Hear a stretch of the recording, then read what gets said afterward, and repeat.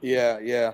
Moray Zion Lex, what's your take on Shakka Ahmose's claim that the Israelites took the moon god Yah that took on as now as Hashem? By the way, did you see that debate with Shaka and Cesaria? I missed it because, to be honest, from February till now, I haven't been watching anything conscious community related because I've been wholly focused on my discipline, which is changing my diet and my spiritual lifestyle. There's a lot of things that I stopped doing. I don't drink alcohol. I haven't had alcohol since February. Um, I stayed away from meat. The first time I touched meat was a couple of days ago, and just a little bit. Um, because of my diet and lifestyle change, I wanted to also have an intellectual diet, so I kind of stayed away from everything. I even had people take over my online classes just to Mhm. show you how serious this was. Mm. So I'm just now coming back into the scene of taking over my classes and doing it myself, but there's still teachers. But to answer the question, I'm familiar not with Shaka's argument, but I am familiar with Yah. And what's interesting about that designation is you also find it in Sumer, right, as Aya, the moon god Aya. You also find that in Sumer.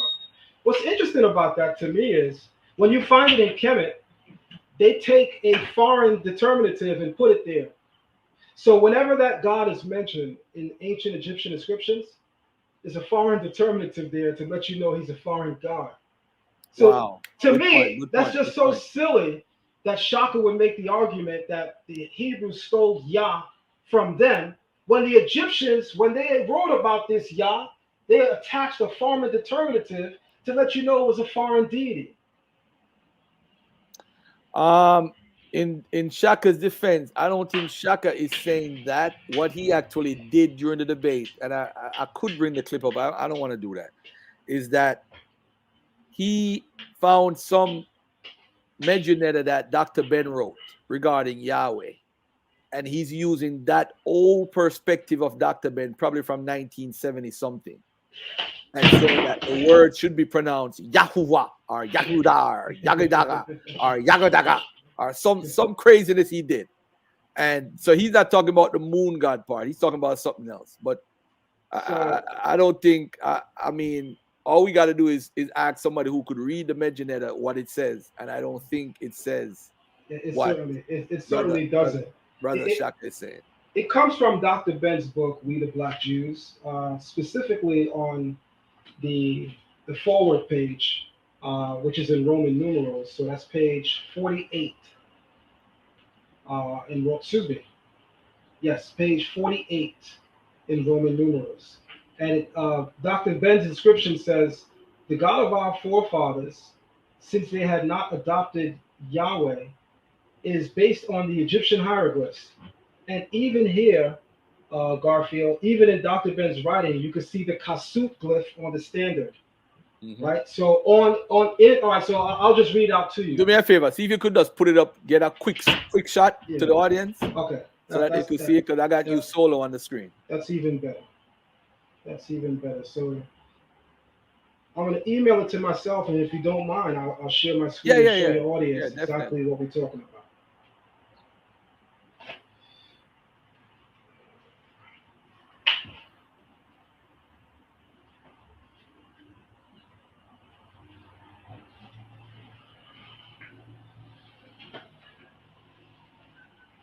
Yeah, but it's pretty interesting. It is how old is that book, We the Black Jews? Is that 1977? The whole book. When Dr. Ben wrote this book, he was still part of the Commandment Keepers in Harlem. A lot of people forget that Dr. Yeah, Ben I was part think of the Israelite community. He wrote this book as a Hebrew Israelite. yeah, 19 I think it's 1974 he wrote it, but it was released Yeah. 77, I think. I might be wrong.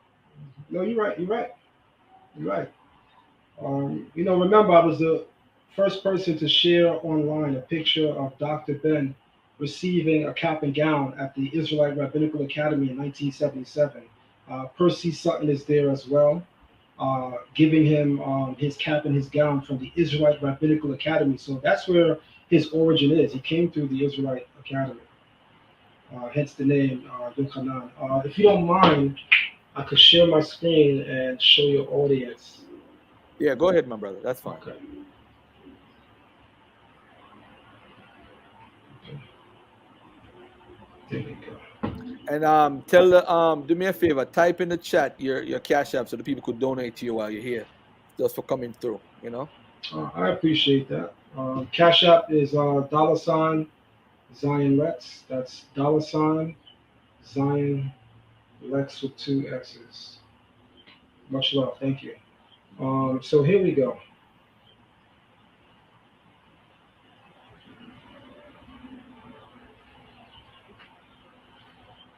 You let me know when that could be seen. Hold on there. There you go, bro. Okay, good. So I'm gonna blow it up.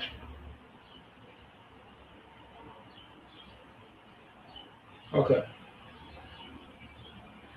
All right. Hopefully that's good. Can everybody see that clear, Garfield, or should I make that a little bigger? That's good. That's good right there. You could bring it down a little bit. Bring it down a little bit. Like that? No, no, no. I was saying bring it down, like where the slider Oh, actually is. Yeah. okay. So What that's about that? fine. That's beautiful. Beautiful. Okay. So this is the glyph here, right? And as you can see to the right, Dr. Ben is making it equivalent to the Hebrew.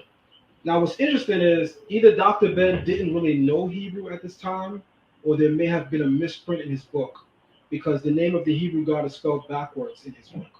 Right now, if I was someone in the conscious community, right, being silly, I would say, oh, he didn't know things, but I'm assuming that this was a misprint, the backwards spelling. But to be clear, this is the name Yahweh. So in the Meta Neter, you have the single reed leaf, right, which can be an A, an I, or a Y. Modern Egyptologists usually denote that a double reed leaf is a Y, but there's an entire argument about that as well. So the single reed leaf can be an A, an I, or a Y. The twisted flax is an H. The quail chick is a U or a W, right? So you have YHW or Yod Hey Wav Hey. Next to it, you have a divine standard, which in the earlier times, that was the symbol for nature, the symbol for God in the Meta Neter. But look at what is on top of the divine standard. That's the Kasut glyph. That's the glyph that tells you that something is foreign. So if Yahweh is of Egyptian origin, why do they have the Kasut glyph on a divine standard? Well, let's make this even deeper. Because the divine standard as a symbol for nature is something you find in pre-dynastic Egypt and in the Old Kingdom period Egypt. You rarely find it in the Middle Kingdom or the New Kingdom. It's mainly pre-dynastic and Old Kingdom, which means from pre-dynastic times, it was understood that Yahweh was a foreign deity by the Egyptians. Clear as day.